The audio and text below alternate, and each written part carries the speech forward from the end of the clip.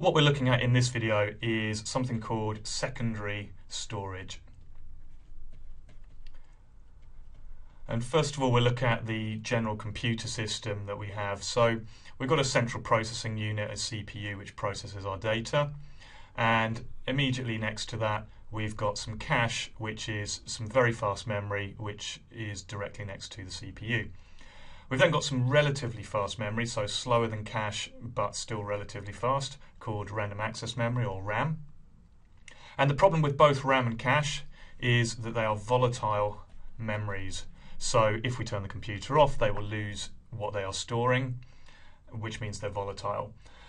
Also, another problem with them is that they're tremendously expensive. So your typical computer today might have 4 gig of RAM, it might have 2 meg of cache. So cache is obviously very fast, but even the RAM, 4 gigabytes of RAM, compared to a hard disk which might have, say, 500 gigabytes. So what we need is secondary storage, firstly for the size of the storage, because 4 gigabytes is just not enough to store all our videos, all of our data. And secondly, we need it because we want something which is non-volatile. So your secondary storage is non-volatile, and it's also cheap. And so that's why we have secondary storage. So let's look at some different types of secondary storage that we can have. The first thing which we'll take a look at is a DVD in this case.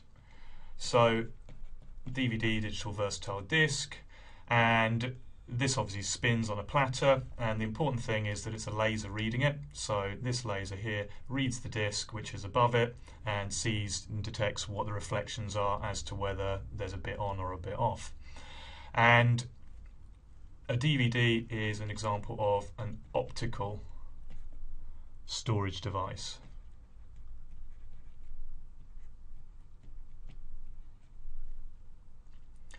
And optical just means it uses light to work. So DVDs, CDs, these types of technologies are optical. The second one, which is very common, is the hard disk drive.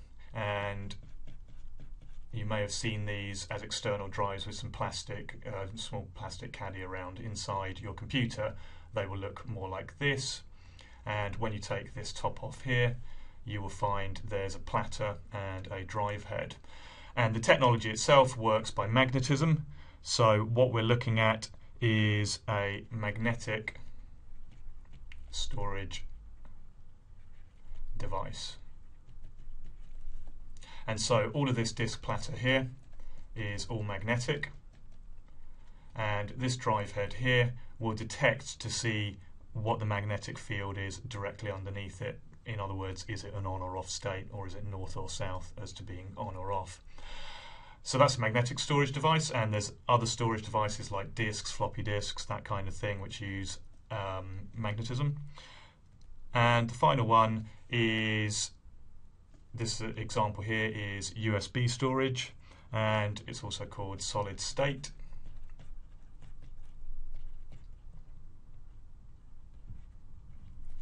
And examples would be a USB stick, or they would be maybe an SD card. And the important thing here is that they are made on chips. So if you open one of these up, you will find a chip, and that chip itself, so solid state, there's no moving parts on it. It's a solid object, and that chip is storing the data in that chip itself.